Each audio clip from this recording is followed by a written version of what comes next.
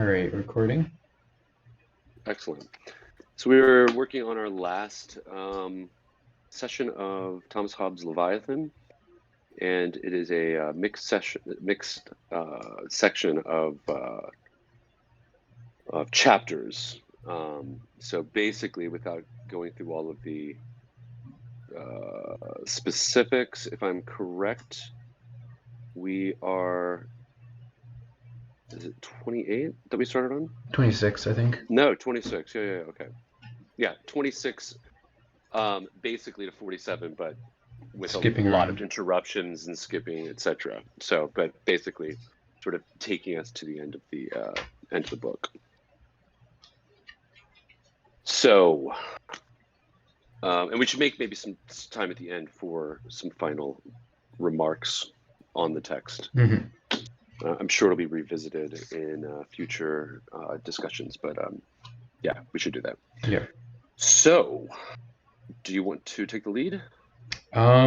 Would you mind doing it this time? Okay, it's fine. I thought that this section, or so starting with 26, chapter 26, I thought it was very interesting topic. To be honest, I was a little not lost, but trying to find the relevance Mm-hmm. of the religion chapters. I thought they were interesting, but some of it seemed more like just straightforward, as it were, Protestant doctrine, which Yeah. is not a problem, but and also because we read pieces of those out of a larger section on religion, maybe that's one of the reasons why it was it didn't cohere in my mind. But but I thought the section, like pretty much opening up at 26 on the nature of the law was very good. I thought that it was necessary to articulate how law is understood within the Commonwealth. That's obviously backed by the sovereign. Mm-hmm. Um, and I guess as a sort of a problem that I have, that I think I had with the sovereign, this sort of connects with some of the problems I have with Hobbes's notion of the sovereign. In the law section is the notion that the sovereign is not subject to the civil law. Mm-hmm. Quoting from, I guess, roughly around page 313, he is bound only to himself and therefore is not bound. Mm-hmm. So so yeah, he can't be sort of subservient to the laws because he is in fact the foundation of the laws. And then also in 367 he says to be subject to the Commonwealth, that is to the sovereign representative, that is to himself, which is not subjection but freedom from the laws. So my issue with that is how does that square with our thinking about holding the sovereign responsible? I mean, obviously, the structure of the sovereign's relationship to the Commonwealth is that in order to get out of the state of nature, we need to give our freedoms to the sovereign, and then the sovereign establishes these laws. Preeminent among them are peace and security, right? So Mm-hmm. we're not reverting back to a state of nature. But at the same point, um, and we even talked about that. We did talk about this. We closed with this last time. That there are certain uh, structures in place that sort of seem to force the sovereign to do X, Y, and Z. You and I sort of had different positions on that, but then I just had a hard time sort of seeing that the sovereign can really do anything he wants, or they want. So I guess my question is, how does that sit with you, that the sovereign is basic? Like, how do you let's say that you need to hold the sovereign responsible for X, Y, or Z. How do you hold the sovereign responsible within this framework? And if you say you can't hold him responsible, then does that sit well with you? Mm-hmm. Um, well, I think my initial reaction is, uh, well, I think my gut is to say, like, well, he should be held responsible because it just makes sense. It sounds fair. But I Sure. think after thinking about it, it's like it kind of makes sense that he shouldn't be, Hmm. because that's kind of what you were resting all of the law in. Yeah. So it's like the foundation of the law of the Commonwealth, and um, I guess there's some assumptions that are made in that, like, Hmm. um, so if you're talking about a monarchy, it sounds kind of weird because it feels like um, the sovereign might do things that are out of the interest of the people, Sure. or not in the interest of the people, Right. like Right. apart from, Hmm. and that doesn't seem fair. That seems like it would need to have checks and balances, um, but that's kind of its own complication. I feel like if you take a more democratic view or republic view, then you're not going to, like, it doesn't feel the same, right? Because the Hmm. sovereign in that case is like a body of people. It's more of a symbolic thing than a Hmm. person themselves. So Right. there's like that. The idea of checks and balances are embedded within that structure, Hmm. um, as opposed to like saying, well, this one person's not at blame. They can do what they Hmm. want in their rule. Hmm. So I think that's kind of how I'm coming at it. Another thing that came up to my mind was, if you, I mean, since we're going to be getting into the like the Christian Commonwealth Right. later, if you consider God to be the sovereign over the people, then clearly he shouldn't be bound because he can't be bound. Right. Um, Right. Exactly. Exactly. No, if you take that analogy. yeah, exactly. Right. So I guess, which is weird. So I guess I kind of have a slight problem with it in a monarchy, but Hmm. which is weird because that's kind of the government that he's proposing. Hmm. Yeah, I do think with the God analogy, one interesting thing that comes to mind, and we addressed this in part last time, was about the nature of a contract Hmm. or a covenant. And in the biblical retelling, which by the way, he has quite a grasp of the Old Testament and Yeah. actually the New. But in the biblical retelling, we've got the covenant goes both ways, right? Hmm. It's not just to Abraham, you will be my people. It's I will be your God, and you will be my people. Hmm. So there is something that sort of binds. Uh, like God can't desert the people, right? Because he's got he's wrapped himself into the covenant. Right. I understand God sovereign, preeminent, all those things, so on and so forth. But it seems like if it's not as if God's just sort of like commanding them to be his people, period. It's contractual. I will be your God and you will be my people. Those are two sides of the element. So I even think there that God is, and let's put it this way. Let's say God is bound by his own nature Hmm. to uh, be consistent with his promises, right? Hmm. I mean, it's not the kind of binding that a finite creature would have, right? With all of these limitations, but it would Right. be a type, right? Like God, or another way, like God wouldn't do anything that's outside of his character. Hmm. Is a type of binding, or if you don't want to use that binding, it's sort of like it. This is what he will do. This is a natural outflow of his nature. Right. Like he's consistent. Um, yeah, exactly. So I feel that there's that one aspect. If we use the analogy, but if we use the analogy to the sovereign, that would be awesome. Problem is that we're dealing with a finite, flawed Yeah. human being as sovereign that is not necessarily is it just it's not in his nature, in human nature to constantly be consistent and constantly look out for the welfare of your subjects. Yeah. Which So is why I think I kind of like the democratic yeah, idea of it better because it's not talking about an individual person. It's talking about this this yeah, group, this idea. It's more theoretical and like structural than like uh, a finite person, even though it's made exactly. up of people. Exactly. I do think what's going to become interesting when, as we move on in our discussion today is how that's going to play out in a representational government like ours. Hmm. Because I think you're right. We sort of sidestep some of these issues of not being held, the sovereign not being held responsible. Um, if you look at it within a democracy, and because of the checks and balances. Hmm. But I wonder what he's going to say as it reflects. I mean, he's obviously well before the development of the U.S. Constitution. So, like, what we can extrapolate that he would say about our type of government in light of some of the quote unquote diseases he highlights in the middle sort of section of our reading. Um, where these are all sort of like the diseases of the Commonwealth that will ultimately weaken it or ultimately break it down. And one is sort of division, and Hmm. and because we have, I think he called it.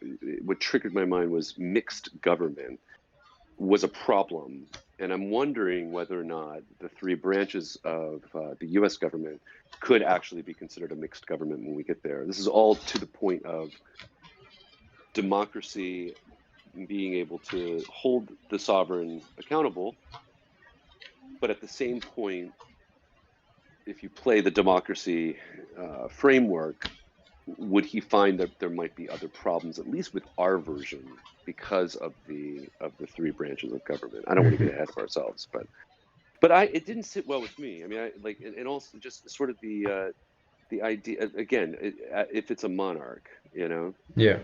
I'm wondering though, because he uses these interchangeably, whether or not we can sort of just draw the line there. Because I'm wondering whether or not the aristocracy, the group of sort of great men that are running the country, would could also be immune. Do you know what I'm Yeah. saying? And whether or not he would even agree with the idea of a check and balance on the sovereign, Hmm. right? Um, so that's I think I keep on leaning on the side of how much power does the Hobbesian sovereign have, and if it is total, I have a problem with it. Um, you know what I'm saying? Because I feel that um, I mean I understand what's gained in the development of the Commonwealth, but here's the point: is it's so binary for Hmm. Hobbes, and does it need to be? It's sort of like, well, it's state of nature, or it's Commonwealth with this, with the absolute power of the sovereign. And I'm sort of like, Right. is it a false dichotomy? But to play the Hobbesian response, and maybe you can clarify this, Christian. Why is it the case that in order for the Commonwealth to exist, and we know what it's existing for, okay, but in order for it to exist, why does the sovereign have to have, there's a gap in my understanding, for want of a better expression, ultimate power or total power? You with me? Wait, Like could you what, repeat that? so what, the one thing I'm not understanding is, why is it the case for the Commonwealth to exist that the sovereign have ultimate or total power? Why can't it be limited? Hmm. It's like that. I'm not disagreeing at this point. This is like a matter of clarification. Like I'm just not sure, why does it have to Um, be total, which would absolve him from abiding by the law? You know. right. I think so. Why does it have to be total? Yeah.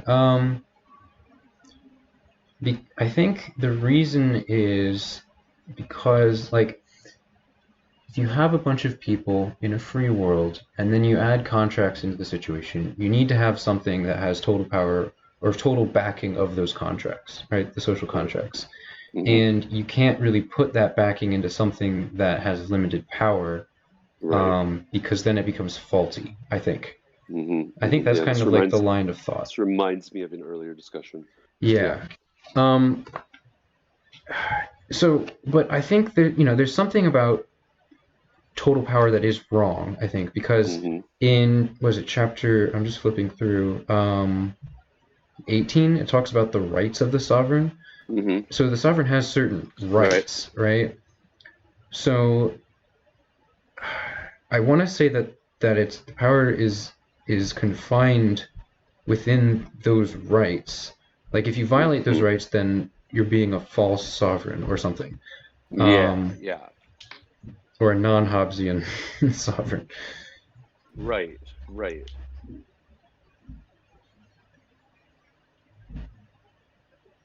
You there? Yeah, I'm still here. I'm sorry, I'm Okay. thinking. No, no, it's okay.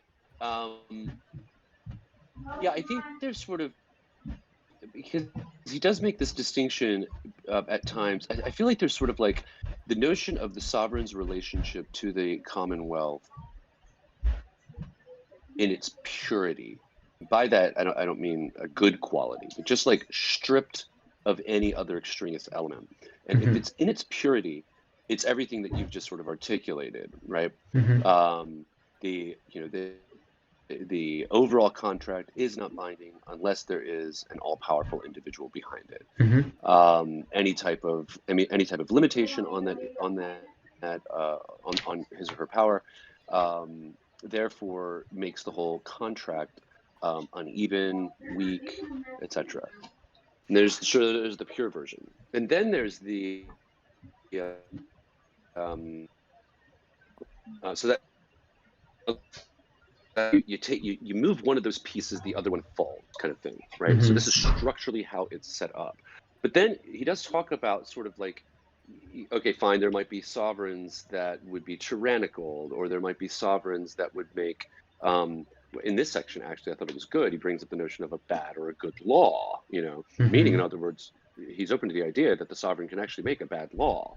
Um, so I feel like we need to sort of like tease out really sort of what's going on there, um, because like the one example that came to mind was, I think it's in my notes, um, the uh, oh, maybe not, but it's at one point he is talking about the idea of um,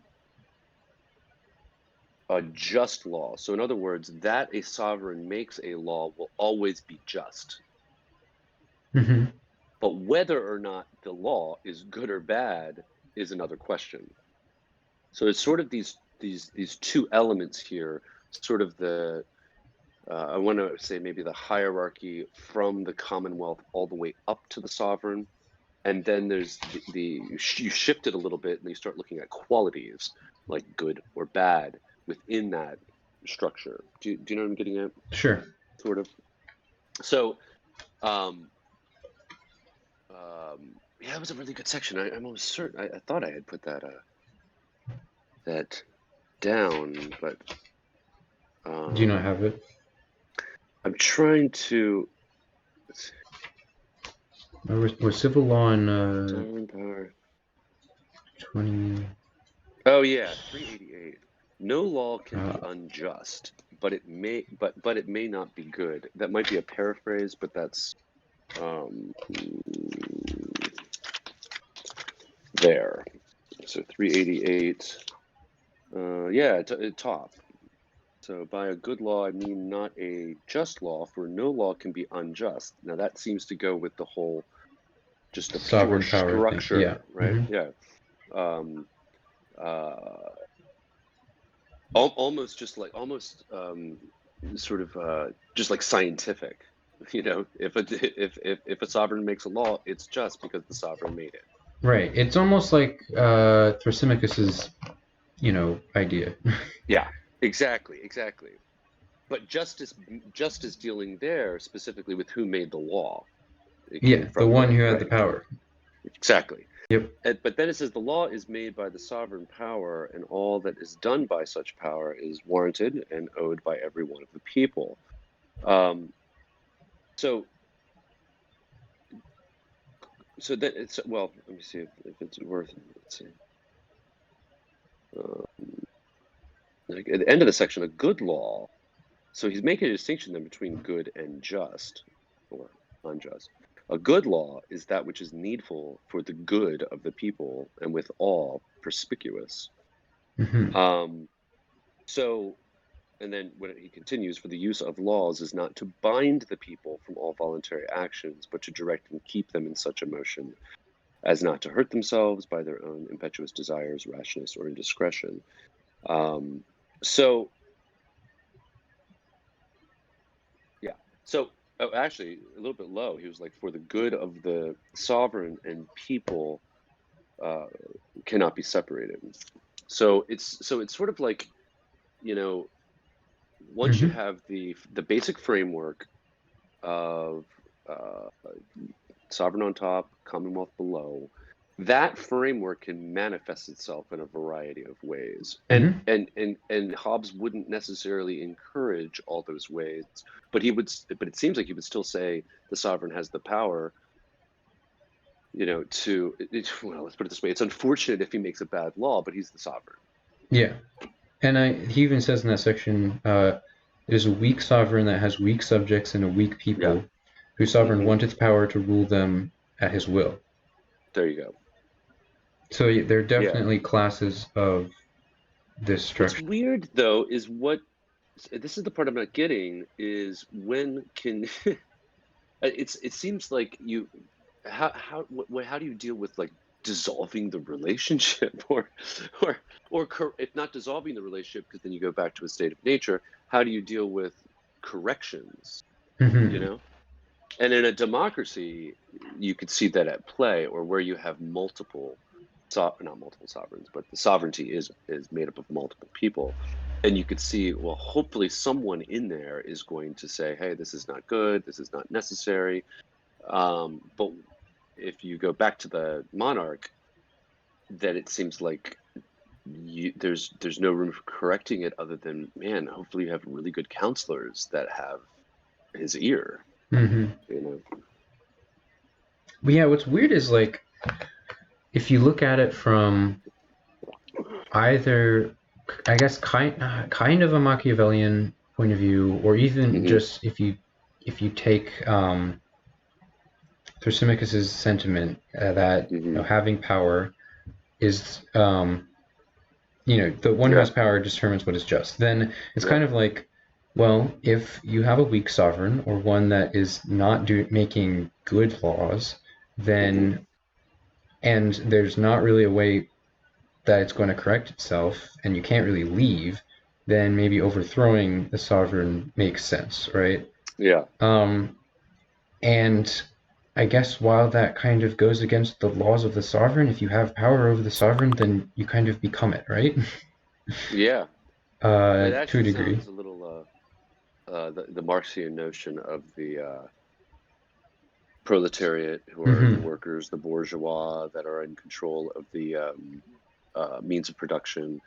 The proletariat rises up against the bourgeois, overthrows them, but then they become, I mean, not the bourgeois, but they become those that are in power until Right. they can implement a communist regime.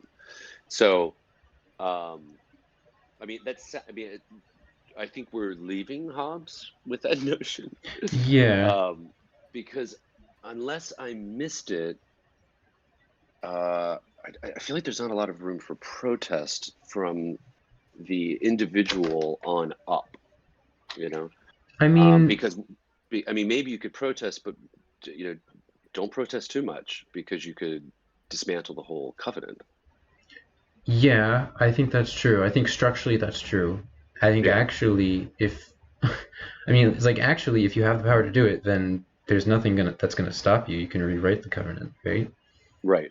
Because like the strength of the sovereign is what binds the covenant. So if his Yeah. army is weak and you can overthrow it, then you have control over it. Hmm. Um, Hmm. which is yeah. I mean, I guess it's a result of his weak governing. It actually sounds a bit like the Revolutionary War Hmm. in establishing the colonies, you know, Yeah. because you're under a monarch, you're fleeing the monarch's still trying to have its grasp on you by following you out, to this new land, and holding on to, or whatever, creating a colony. But no, the colonists end up, or whatever, those early Americans, whatever you want to call them, end up not overthrowing the government, but shooing them away Mm-hmm. and establishing their own.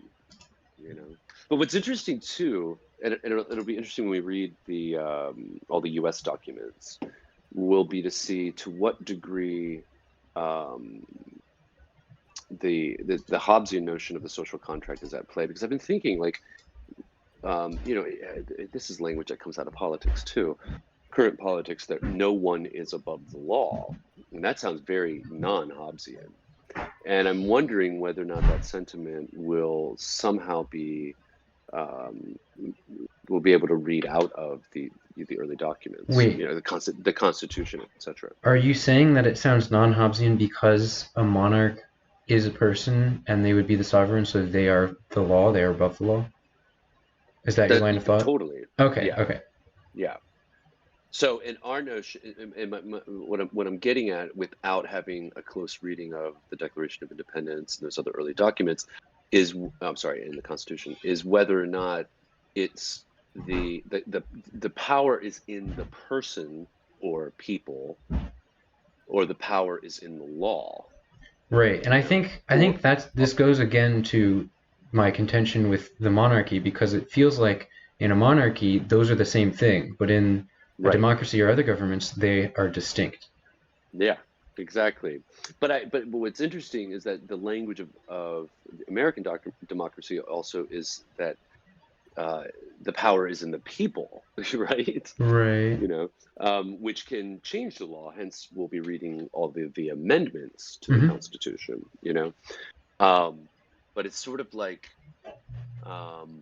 visualizing that is just tricky. Like, visualizing Hobbes is no problem, but visualizing how the sort of the political hierarchy within the U.S. constitutional theory is, right now, it's vague. Who's on top of it? The people. Who's on top of it? The law. Are they equal? I mean, it's like a cycle, right? Yeah. It's like no one person's at the top, and no one person's at the bottom, and it's like it's very dynamic because if there is a hierarchy, it's almost like if enough people, like the democratic element is like if enough people agree on a change to the Constitution, then like those people as a collective or with their representatives raise in the hierarchy, whereas an individual that has a different idea would not be higher in the hierarchy. So correct. Like, yeah, it's definitely weird with the democratic element where the people are in that feedback. Yeah. I mean, even thinking about the sort of the notion of impeachment, right? I mean, that's clearly, there would be no room for impeachment in Hobbes. Yeah. Again, I think it's a distinction because it's like, yes, with the monarchy, there would be no room for it. Okay, yes, fine, fair. Yeah. But in the other one, it's like, if you're within a group, so the sovereignty can still, or the sovereign can still exist minus one person, right? Yes. Yep. Then it could be consistent. Yeah. Because in that case, the sovereign isn't a person; it's the collective, the institution. Yeah, whatever's backing the power. I thought in the law section too, some other interesting pieces came up, because one of the problems with law, and he does address it, which I commend him for, is how do we understand it, right? How do we interpret it? And so, and that's a big debate. It has been a big debate for a long time, especially on at the level of the Supreme Court that ultimately adjudicates the law.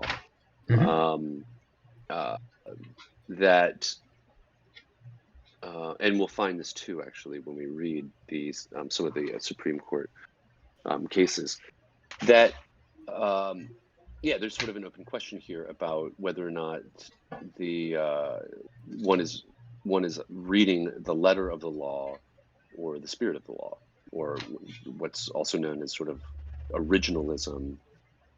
So, what the founders originally intended, or in this case, the sovereign originally intended, versus what some people call a living constitution that can sort of evolve. So there were the original text, but at the same point, times have changed, people change, not all laws maybe need to be held on to, or even could be understood in a new light, So that raises, because he addresses this on, I think, 326, in part.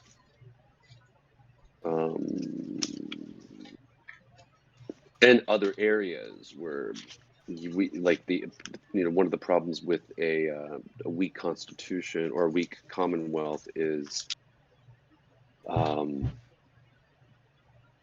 everyone having their own private understanding. He doesn't say law, but I think of like good and bad, right? So yeah, on 326, the section, the difference between the letter and the sentence of the law. I mean, he even says there is only one sense of the law. Wait a minute. I'm tagging that on the end of the sentence there. So in written laws, men used to make a difference between the letter and the sentence of the law. By the way, that wasn't fully... Oh, is sentence here like how the sentence you deliver based on the law? I think so. Yeah. So in other words, like a judge will give you a sentence based on the law on a particular case. Yeah.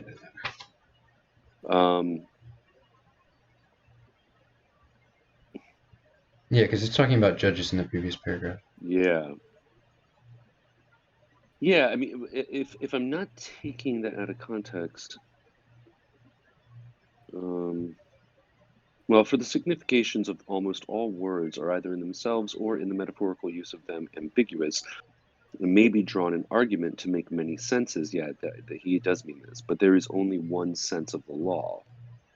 But if by the letter be meant the literal sense, then the letter and the sentence or intention of the law is all one. For the literal sense is that which the legislator intended should by the letter of the law be signified. Now, the intention of the legislator is always supposed to be equity. So he seems to have a notion, like on this debate between originalism and a living law that could evolve. He seems to lean toward originalism.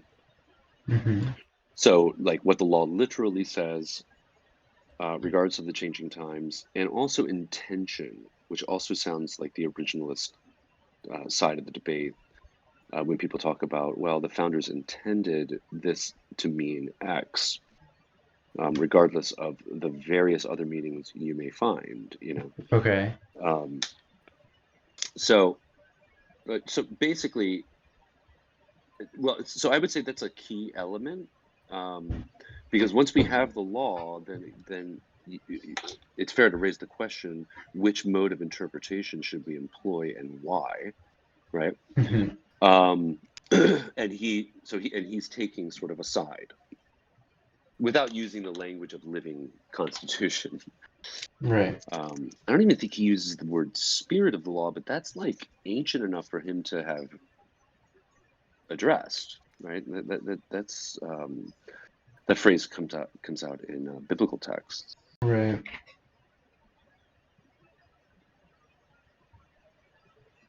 I mean, he goes on after that to talk about sort of what makes one a good interpreter of the laws. So he doesn't really seeming well. Yeah, he doesn't take up the debate because, well, for whatever reason. But he certainly is taking a position. Like if we were to have a dialogue with him now, he seems to be an originalist. Right. Yeah. But that'll become important for us when it comes to, well, I think it's important for us just because we're dealing with law.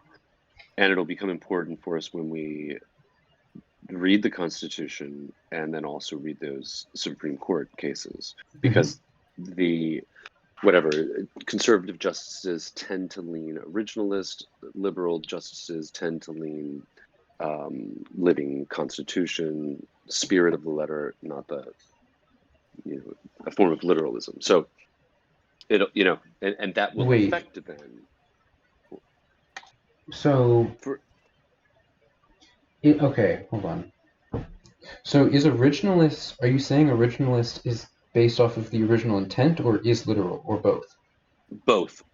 Okay. So it's going to be literal, like what those words actually say.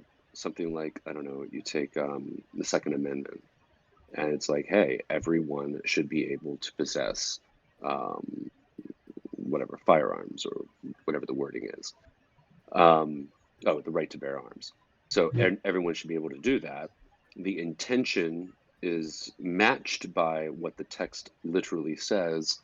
In terms of like whatever you do, some historical findings, maybe other documents, to find out what the founders meant by that, and it seems very much that they mean for people to be able to defend themselves by bearing arms. Spirit of the letter might do something like, okay, I mean, actually, it might do a little bit of intention too, or contextual analysis, which would be, this was a new government, or this was a new country. This was not a highly populated country with maybe, urban centers and gangs and other problems that mark, let's say, the latter part of the 20th or early 21st century. The context is different. We have problems with guns now. I'm just doing my, I'm just sort of winging it here. That the founders didn't foresee. Also, I think some arguments connected to militias, that militias were a little bit more present in the early republic. So it makes sense that if militias were to be a present reality, that they are trained with weapons and possess them. Times are different. We have school shootings. We have, what I'm saying. So Yeah. that the spirit of the law would look at sort of like the context at that time. Is it relevant within this context? Were the founders missing something? Possibly there could be an amendment on the amendment. Okay. So, and that happens a lot, I know, within the Supreme Court with the lady that was just, I'm sorry, I don't remember her name. The last Supreme Court justice that was just installed is like came out by saying, I'm an originalist, I'm a textualist, and then the conservative response usually to the liberals is that you're not making the law, you're interpreting the law. So when you go off the text and add new features, as it were, with your decisions, then you're sort of you're a legislator, but you're not supposed to be. So Okay. Is this in terms of the legislative branch? Are you talking about the executive branch? no. So this, I'm sorry. So this would be criticisms of the Supreme Court justices that see the Constitution as a living document. If they veer off, Okay. Okay. the text, right? Because the judicial branch never writes a law. Right. But Okay. if they're making a decision that veers off the original text, it's as if they're creating another law. Gotcha. I understand. That makes sense to Yeah, me. I think, yeah, yeah, because I think the living law makes sense if you're the one who's making the laws, right? But I feel like the original should be the interpretation of the current time, right? Like, or the original of the current yeah, documents, right? Like, I feel like yeah, those there should be a divide between those. Like, that makes sense yeah. to me.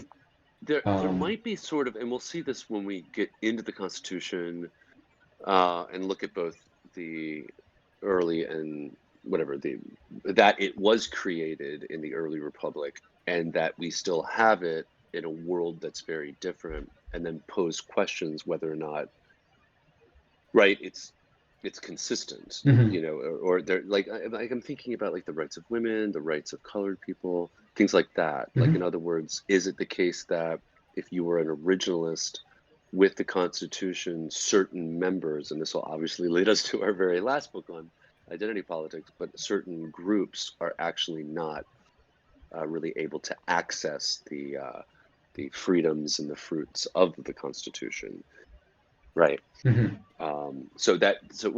And I'm not making any assumptions, but it could be the case that it'll pop up.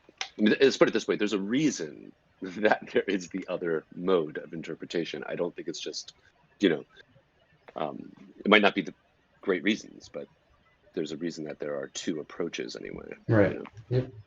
It'll be interesting to look into those. Sure. So interpreting the law is, so he certainly comes down, on a position there. And then I think, let's see, I don't know that I want to give. There was a part at the end of 26. Yeah. That, and obviously he doesn't broach the religious commonwealth necessarily in this, in 26. Mm-hmm. But it made me think about the what happens when the law of God or the divine law goes against the civil law, and you are both a Christian and a subject of the Commonwealth. Mm-hmm. What you do there, and I think this was maybe this was, is it 334? Yeah, ish. When he makes the distinction between fundamental and like not fundamental. For a fundamental law in every commonwealth is that which being taken away, the commonwealth faileth and is utterly dissolved, as a building whose foundation is destroyed. Subjects are bound, I'm skipping a sentence. Oh, well, I shouldn't. And therefore, a fundamental law is that by which subjects are bound to uphold whatsoever power is given to the sovereign, whether a monarch or a sovereign assembly, without which the commonwealth cannot stand. Now, I was thinking, although I don't know that it's a fundamental law, but I was thinking if there was a fundamental law that was a divine law that went against, well, I guess it wouldn't be fundamental. I don't know. Yeah, I don't think you could find a fundamental law that goes against Right? the Christian Because laws. because I imagine the fundamental law is, does he actually outline what it Well, is? if it fails, it dissolves. If you take it away, Right. the Commonwealth fails if you take it away. So So, I suppose there could be a yeah. fundamental law in some government, in some sovereign power, that goes against the Christian laws. Well, I'm trying to think, like, so continuing, right, It would cannot be a matter stand, of what what makes it fundamental is the question, right, right? right, and Like I'm it's trying to see if he gets to that in this little section, such as is the power of war and peace, of judicature, of election of officials, and of doing whatsoever he shall think necessary for the public good. Not fundamental is that abrogating whereof draweth not with it the dissolution of the commonwealth. So okay, so I was actually thinking like about abortion. So abortion would be not fundamental. yeah, Like making abortion legal is not fundamental, even though for conservative Christians it goes against the divine law, right? right. Hmm. But that would just be considered not fundamental. Yeah. Because what it would, fundamental? I don't. Yeah. Yeah. I Yeah, mean, it's what's hard to strange is the most find fundamental thing is our the natural laws, right? yeah, that or Most, the covenant itself, right, is the most sort of fundamental arrangement, let's say. right, which were the But natural laws, laws, yeah. right? So, well, I think with the natural laws, hold on, what was that? What section was that? Um, the beginning of Commonwealth, Oh no, it was 15, wasn't it? maybe. Like 14 or, yeah, I think it was 15. That was before Commonwealth. Yeah. Because you had read on and I hadn't, or maybe it was 14. It was both. Yeah. 14 gave the first one, and then 15 gave a bunch more. I think a lot of the natural laws overlap with whatever This is fundamental probably laws you pretty have. good. I think you're right. Page 189, after the second paragraph break, the law of nature is a precept or general rule found out by reason by which a man is forbidden to do that which is destructive of his life. Mm-hmm. And then in his typical sort of like deductive way, he teases out more. Yep. So, this is interesting. Right consisteth in liberty to do or to forbear, whereas law determineth and bindeth to one of them. So the law and right differ as much as obligation and liberty, which in one and the same matter are inconsistent. Mm-hmm. So the fundamental, it seems like the like he even uses the word fundamental. It's nice to go back to the text 190, the italicized part at the top, I should say, that every man ought to endeavor peace as far as he hope of obtaining it, and when he cannot obtain it, that he may or seek and use all helps and advantages of war. So there's your fundamental. It's both fundamental and a law of nature. This is true. You know. The fundamental law of nature, which is to seek peace and follow it. Yeah. So it seems like that's your fundamental law, and therefore my abortion argument would not sort of hold. Mm-hmm.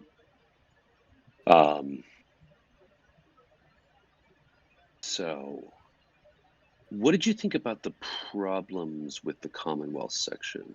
So 29. It's funny. In 29, he uses two big analogies. In 29, he uses this analogy to physical diseases, and he's very specific as well. And then in 30, his big analogy is to the 10 Commandments, which is probably a good segue to talking about the Christian Commonwealth. Mm-hmm. I mean, one problem he highlights are private interpretation of laws, 365. Yes. And I'm thinking private is going to be among, let's see. Oh, yeah, any individual, right? That every private man is judge of good or evil. This is a disease of the Commonwealth. This is not so much. Well, it's sort of interesting because it's it's a private judgment of good and evil actions. Mm-hmm.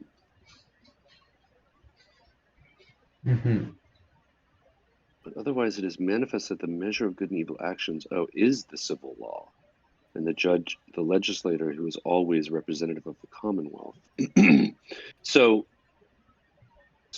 I'm sorry, good and evil are wrapped up in law, right? Good and evil actions is the measure anyway of good and evil actions is the civil law. So this is going to be a problem when people are having their own private interpretations. By the way, to play this out, I would say, yeah, it would be. But right, everyone's got sort of a different view of what X means and how do you act on it? How do you judge it? How do you, right? The flip side, though, is that I think that when it comes to a text, it's not always the easiest to decode. And so even if you're trying to be, I don't know. I mean, Hobbes would disagree. But if you are trying to be an originalist, I guess the idea with the originalist is that you would all come to the same conclusion, right? Based off of the written law? Yeah. Yeah. You'd all come to the same conclusion. But I feel that, I don't know, maybe it's the philosopher in me that there's a lot of sort of hermeneutical or interpretive questions that pop up in terms of meaning, and not even to play loosely with it. It's just, I think words are not always crystal clear. Right. So But I get what he's saying. In other words, I get the flip, right? If everyone has their own judgment, you've got sort of chaos, as it were. But at the Right. same Yeah. Yeah. point, Yeah. I do think there are interpretive issues that are important that come up with any type of written statement, text, document, law.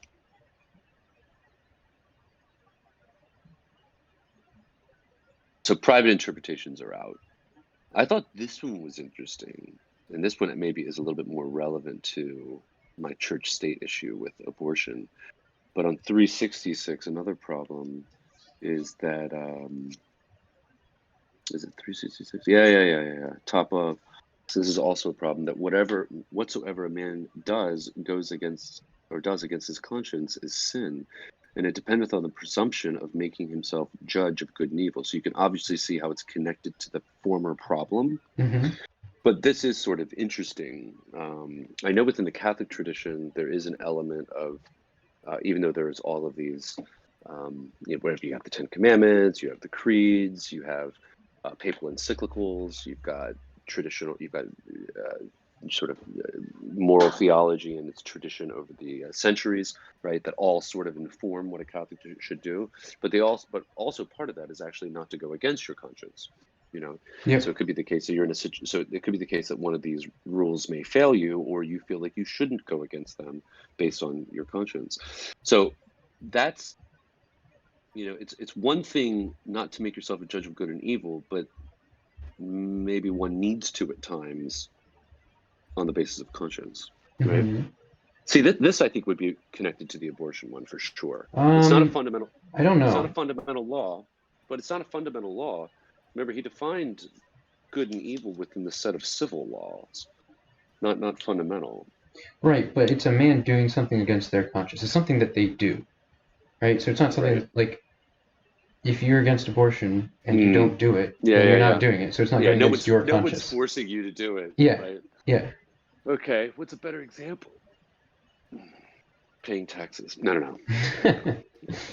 I mean, I'm sure you could come up with one. Hmm. I don't know. Praying in a public school. That was wrong for a while. You want to. I mean, that's not going against your conscience. It's going with your conscience. I mean, it would be going against your conscience if you were forced not to, There you go. There you go. Something like right? that. Like I there are pray. definitely I pray before. laws in Yeah. like communist countries that go against Yeah. Christian conscience. Yeah. I mean, I don't know that anyone in a public school is going to crack down on some kid that's praying before they eat their sandwich at lunch. Yeah. Um, but yeah. Okay, I don't know. Let's say you don't want to. Let's say you're a Jehovah's Witness and you don't want to. Sorry, that's the cat. Um, that was toward the cat. Mhm. You don't want to. You're a Jehovah's Witness and you don't pledge allegiance to anything but God, and therefore you don't want to say the Pledge of Allegiance. But again, I think that's a fading thing as well. But in that case, let's just say that was still active. Help me out here. Maybe there's Mhm. some state that still requires public schools to say the Pledge of Allegiance in the morning. Then you would have an issue. Yes. But even so, like, what do you just think of that? Even though I'm not doing a good job thinking of an argument What do you or mean? an Oh, the example. confliction between conscience and the Yeah. law? Mm-hmm. Um, well, there's, hmm. I mean, I think it's going to exist in certain cases. Yeah. Uh, I think with our current government, it's existing less. Mm-hmm. There's more room for conscience versus what our laws have. Um, Mm-hmm. yeah, I don't know. My sense is that a Christian ethic would not be very happy with that. I mean, we have to bring up Augustine anyway because he ends up talking about the Christian Commonwealth. I don't think Augustine would be.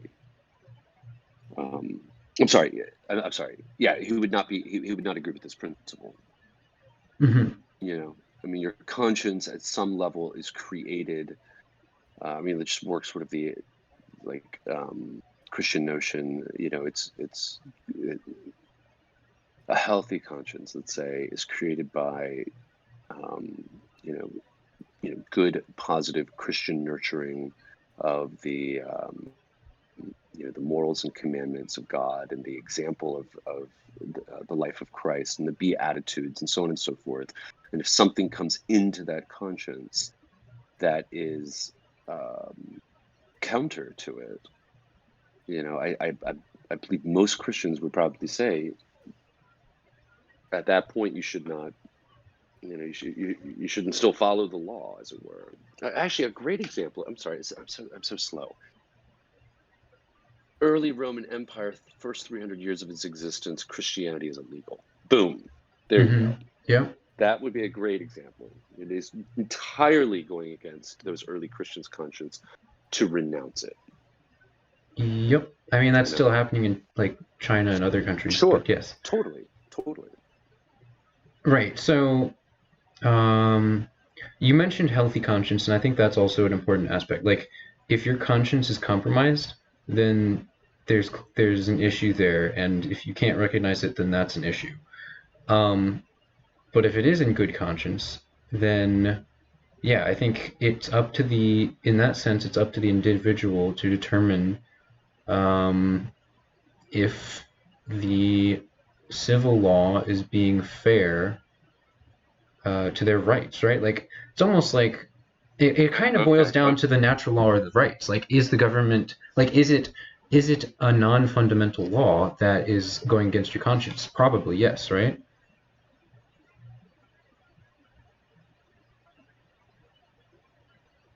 I can't imagine that if banning Christianity as a religion being a fundamental law in a Commonwealth. Oh, you're muted. But probably no.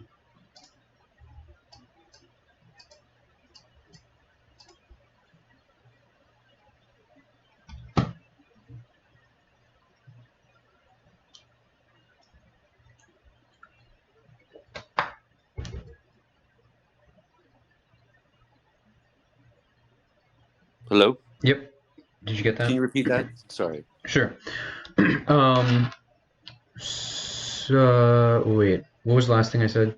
Something about a fundamental law. I was between taking my buds off. Yeah. So right. So I said, assuming that you're in good conscience, right? Like your conscience isn't compromised by something like mental health or something like that. And there's a conflict between a civil law and your conscience, then it's likely that civil law is not fundamental, right? It's not going to be a natural law, so it's not going to be something that dissolves the Commonwealth. And in that case, it's probably, I mean, it's so contextual. I can't make like an affirmative statement, but like, I think, it's probably best to do whatever is in their conscience. Like, from a Christian perspective. Right. And maybe, again, context matters. I'm trying to think. Yeah, I mean, conscience would have to rule there. There's an issue with the government. And it's not. Yeah, it's not a good thing. Yeah. So what's interesting is if you have a secular Commonwealth and the secularism is based on law, then Hobbes, you're sort of screwed. Yeah. I think according to Hobbes's logic, right? Because he even says in this section, I mean, it does not like the idea of he's like, conscience can may be erroneous, which is true. Therefore, though he that is subject to no civil law sinneth in all he does against his conscience, because he has no other rule to follow but his own reason, yet it is not so with him that lives in a commonwealth, because the law is the public conscience, by which he hath already undertaken to be guided. So that's tricky. you Yeah, know? so again, it's very contextual. Like there's, in the Bible, there's render to Caesar what is Caesar's, render to God Totally. what is God's. Yep. And Yep. then there's, like, are you being denied of something that is fundamental to your faith? Yeah. And those are like, it very much depends on which sovereign authority or government you are living under and what the Hmm. current laws are. But yes, Right. I understand that, yeah, it would definitely be going against Hobbes's notion under certain governments. Totally. Now, before we get to the sort of the big question, what did you take? And I understand that it was sort of um, spotty because of how we broke down the readings, or I broke them down. But what were, I don't know, some of the interesting elements, food for thought, whatever it might be, when he turns to the Christian commonwealth, when he turns to the kingdom of God? Hmm.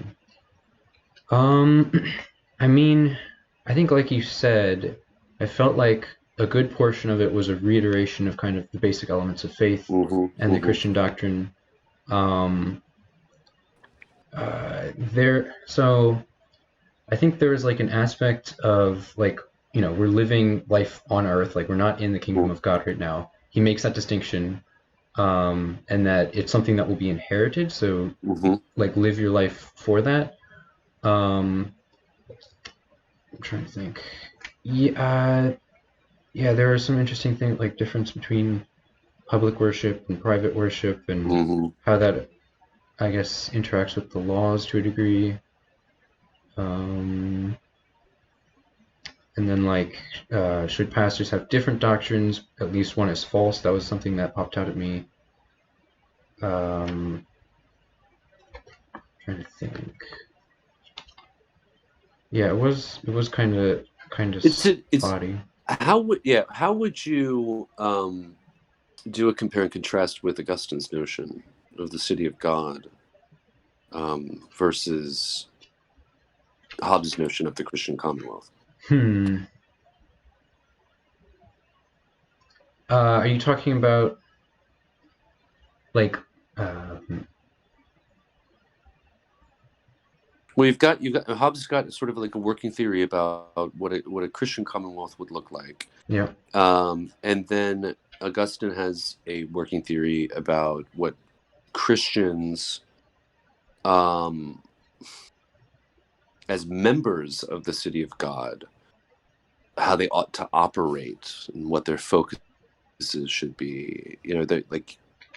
And I could certainly think of a contrast.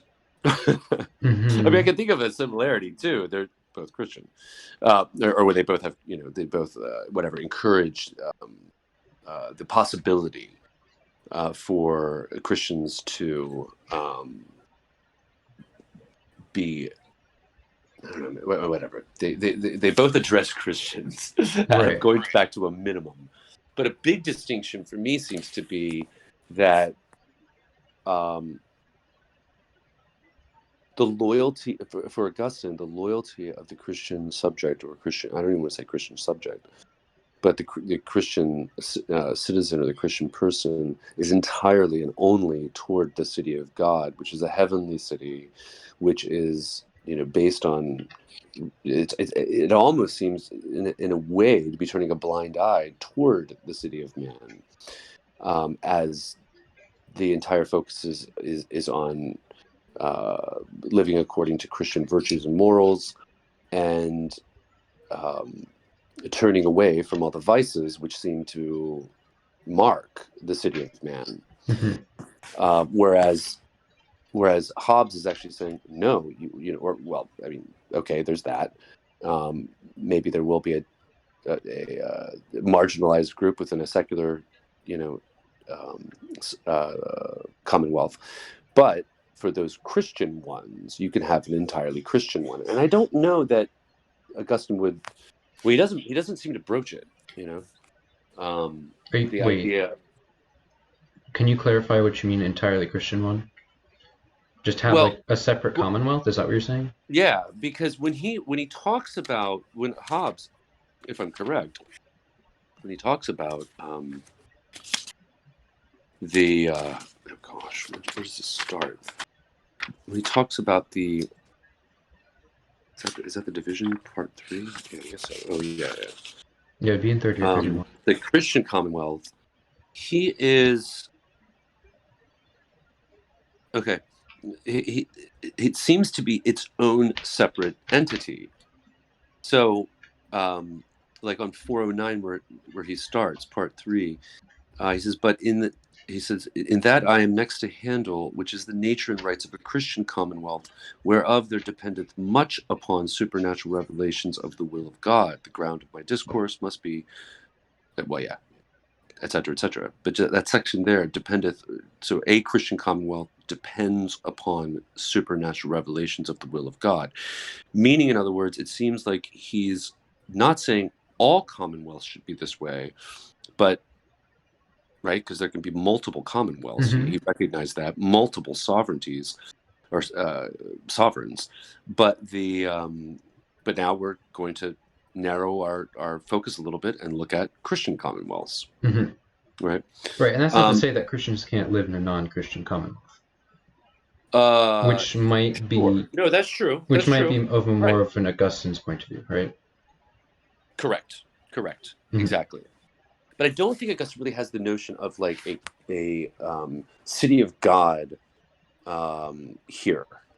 Yeah, I agree. Other than the city of God, as it were. No, you're citizens of the city of God always. Yeah. But the city of God is ultimately a heavenly city. Mm-hmm. Whereas the Christian Commonwealth here is, here and now. Yep. A real element. That would be a difference that I see. I think that's fair. Um, There's definitely something interesting with that. yeah. Because it feels like a Christian commonwealth feels very, I guess, almost segregated from the world. Yeah. Um, Like if there was its own, if there was yeah, if it was its own and it wasn't, I mean, I don't know. If it was its own thing and it was separate, then it's like, oh, Christians are just like living on their own, doing their thing. right. There's not much room for, evangelism or like outreach, or Yeah. it just feels more. I mean, separate. Yeah, I guess. I mean, there is that. But if you think about it, like during the Middle Ages, countries were, at least in Europe, Catholic, and slowly there was a shift from the Pope to secular, kings and nations. Mm-hmm. But they were still there was, but early on anyway, let's say in the Middle Ages, was the Pope and you'd have something like what he's talking about a Christian Commonwealth. So it was envisioned, or it was, you have examples with the medieval period where this is the case, right? And it's tricky too, because it flipped where now, like we're during in the Roman Empire, prior to Christianity becoming a legal religion and then the legal religion, all the Christians at that time were, harassed and doing something that was illegal, and then it flipped where. And this was actually in the late Roman Empire, where you had to be a Christian then, and you couldn't be a pagan, and you couldn't be a Jew. And then finally, the Middle Ages sort of continues that. So there isn't what we have now, what you've grown up in, what I grew up in, of freedom of religion or Mm-hmm. freedom of no religion. That just wasn't, that wasn't the case for that Christian Commonwealth of the Middle Ages. Right. I would argue too that you would also find this in certain Middle Eastern countries when it comes to Islam, right? Where that it is a state religion, and there's an expectation. I don't know the specifics anyway, but an expectation that one is practicing. Yes, I agree. I think there is a distinction between Christianity and other religions in the way that they live their lives. Like some religions are more is hereditary the word? Is that the right word I'm looking for? Or heretical? No, I was thinking Oh, genealogy, like based on yeah, like if you're in it, then you're in it. sure. If you're born into it, then you're expected to be Hmm. of it. Hmm. Whereas Christianity is more like, it doesn't, Jew or Gentile, it doesn't matter where you come from originally. Sure. Yeah, Um, ethnicity. yeah, It's ethnicity. not. It's right, right, right. Is hereditary the word I'm not sure. genealogical? Oh my goodness. Anyways, Hereditary birth. It's just sort of like, yeah, I don't know. I'm not sure. that's fine. Yeah, so it's a different um, I think way of ethnic, living. like, because it's part of your ethnicity. Like, I am a Jew. I practice Judaism. Sure. It's not something along those lines, you know. Yeah. I mean, there are converts into Judaism that aren't Jewish. There are converts into Islam that are not, Arab, let's say. Um, but sure, yeah. So, um, concluding thoughts on Hobbes. What a wild ride!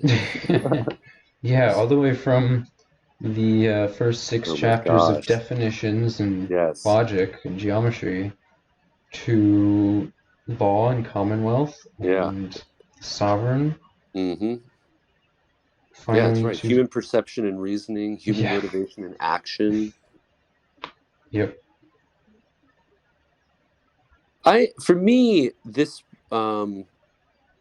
is this. I mean, he's so close to sort of our notion of like the modern nation state, right? yeah, And with the social contract theory and all of the other elements related um, that I feel like we're getting sort of literally a modern text. You know, I'm not, in terms of like getting closer to um, the U.S. Constitution. So in that sense, that it was a nice sort of adventure through seeing a lot of the concepts that'll be important to the founders. Sort of doing our own genealogy of our Constitution, going back to this, hmm because it's not as if Plato's theory or even Aristotle's to a degree is the basis of the U.S. Constitution, and certainly not Augustine. Um, I mean, I'm sorry. I want to be yes. There's God talk and God language in the Declaration of Independence and the Constitution, um, but yeah, it's not sort of his overall theory that the founders are sort of basing it on. So in that sense, I appreciate Hobbes, um, and I think he provides a lot of food for thought. And boy, is he detailed about how everything plays out. Right, yeah, all of these different aspects. Um, I really liked the notion of because and I mentioned this in an earlier discussion about the laws of nature. Thought that those were yeah, just a missing piece in my understanding of Hobbes, and now they're not. And hmm also, too, in his geometric, deductive fashion, how he sort of moved from the basic law of nature to all of these other laws of nature, which need to be factored into the relationship between sovereign and subject. hmm I thought were really, really good, yeah, Uh, so that's how I appreciated that. Like if I was a Hobbesian scholar, like I'd have to do more digging, and I'm not yeah, either a Hobbesian scholar or going to do the digging um, about this connection between those first parts and the middle and latter parts. Why so much on human nature in the detail that it goes into, and how is that really connected and relevant? It may very well be, but that was I think for both of us sort of slow going, yeah. in terms of understanding it, and also my question, which is sort of like, where are we going? Where's this going as it relates to politics, justice, etc. hmm Yeah, I think. There are definitely areas where either we're not attentive enough to the detail he's putting into the logical connections, or Sure. he's missing some things, and it's just like those don't line up in today, like modern thought. Yeah. Because I don't know if we 100% agree that all of the natural laws that he proposed are the final list. Like I Hmm. definitely think some of them were really key elements and Yeah. natural, but I think there were some other ones that were maybe not. But I agree. I think the theoretical framework of the Hmm. sovereign Oh yeah, totally. um, is a very good progression from the other things that we've read. Hmm. Hmm. Um, and there are the weird kind of nuances or aspects where it's like, well, is this Hobbes sovereign, or is this someone Hmm. else's sovereign Hmm. that we've Hmm. discussed? But I think it definitely helps to, yeah, I think one of the primary things that it built upon was the idea of the social contract in the Yes. Commonwealth, Yep. and it'll be cool to see how that progresses in what we read next. Yeah.